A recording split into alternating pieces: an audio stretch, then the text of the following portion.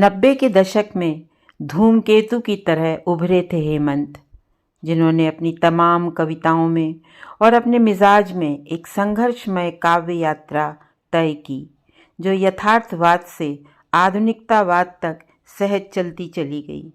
हेमंत की चर्चा छिड़ते ही याद आता है 19वीं सदी का हंगेरियन महाकवि शानदोर पेतोकी, जिसने कुल 26 वर्ष की उम्र पाई और कलम और बंदूक को अपना हमदम मानते हुए कविता के साथ साथ बलिदान का पथ भी अपनाया। हेमंत ने बंदूक तो नहीं थामी, लेकिन कविता में एक ऐसा संवेदना का सूत्र थामा जो गरीबी लाचारी से होता हुआ राजनीति के दांव पेच तक जाता है। महज 23 साल की उम्र में अपनी कविताओं से क्रांतिकारी आशावाद के स्वरों को हेमंत ने उभारा। कोलकाता के सुकांत भट्टाचार्य की कविता रानार हेमंत हमेशा गुनगुनाते थे। रानार छुटे छे ताई झूम झूम घंटा बाजी छे राते, जिसे हेमंत कुमार ने गाया है। लगाकर कमरे में अंधेरा करके सोफे पर बैठे सुनते थे। अंधेरे को एंजॉय करने की उनकी आदत अंत तक रही। हेमंत सुकांत भट्टाचार्य और पाश से बेहद प्रभावित रहे हैं। हालांकि हेमंत स्वतंत्र कवि थे, उन्होंने अपने जीवन में किसी वाद को नहीं अपनाया था। हेमंत का जन्म 23 मई को उज्जैन में हुआ था। जब पैदा हुए, रिमझिम फुहारें धरती का ताप हरने आकाश से धरती पर उतर आई थीं। माँ संतोष ने मानो इसे ईश्वर का वरदान माना था। हाँ, हेमंत वरदान ही साबित हुए थे माँ के लिए। 10 वर्ष की आयु में उन्होंने 3 लाइन की कविता लिखकर माँ को चौंका दिया था। और कहीं भी क्या फूलों का अंबार लगा है, और कहीं भी क्या फूलों का अंबार लगा है, या मेरा ही मन भंवरे सा गुंजार हुआ है। किशोरावस्था में लिखी उनकी कविताओं में बचपन की कविता का यह असर साफ दिखता है। उनमें गहरी ऐन्द्रिकता के साथ साथ एक ऐसी आर पार दृष्टि रखने की समझ थी, जिसने एकाएक ही उन्हें सफल कवियों की श्रेणी में ला बिठाया। सफल कवितागिरी से नहीं, बल्कि अपनी संवेदना को प्रकट करने के जादुई समझ से।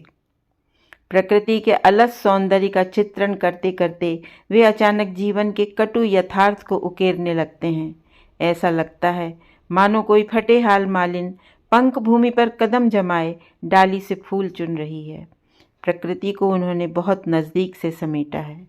उनकी कविता में प्रकृति सहचरी बन साथ साथ चलती है।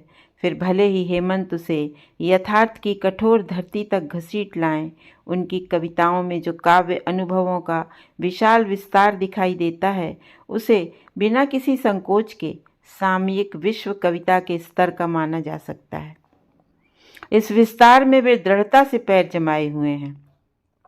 अडिग अडोल स्कूल और कॉलेज में लगातार, जहां निबंध लेखन प्रतियोगिता, कहानी लेखन प्रतियोगिता, कॉलेज स्तर का कवि सम्मेलन, नाटक करते हुए प्रथम स्थान पाते रहे, वहीं नगर स्तर पर रेखा चित्रकला प्रतियोगिता, चित्र पहेली प्रतियोगिता, अंग्रेजी स्टोरी राइटिंग प्रतियोगिता में उन्होंने प्रथम स्थान पाया।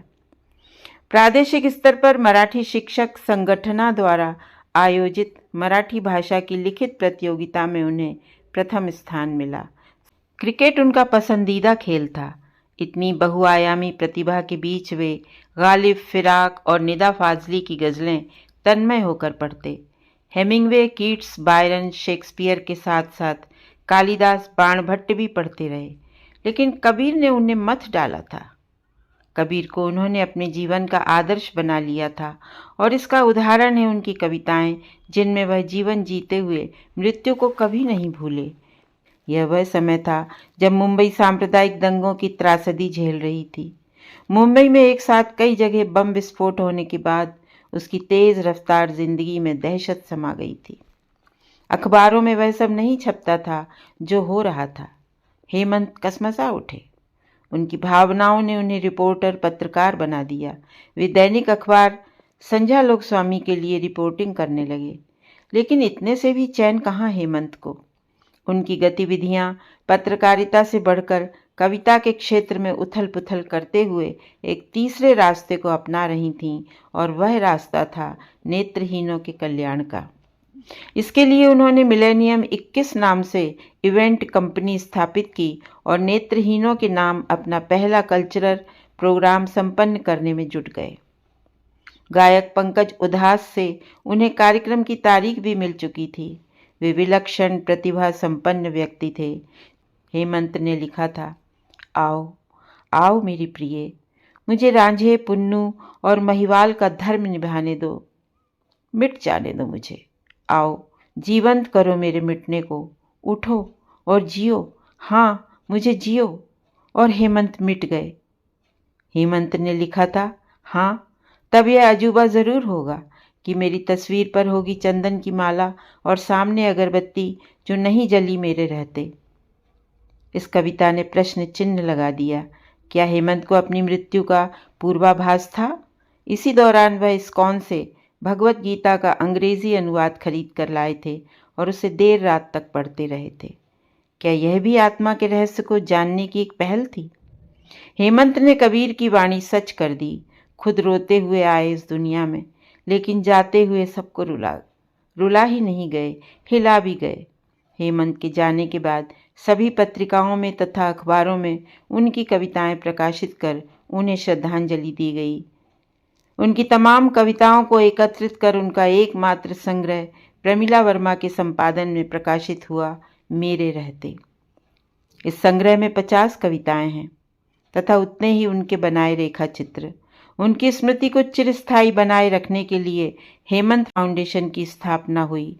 वर्ष 2001 से हेमंत स्मृति कविता सम्मान आरंभ किया गया। प्रथम सम्मान बोधिसत्व को दिया गया। तब से यह सिलसिला आज तक जारी है। हेमंत, तुम हमारे बीच हो और सदा रहोगे, क्योंकि कवि कभी मरता नहीं, वह अपने विचारों और शब्दों से हमेशा जीवित रहता है।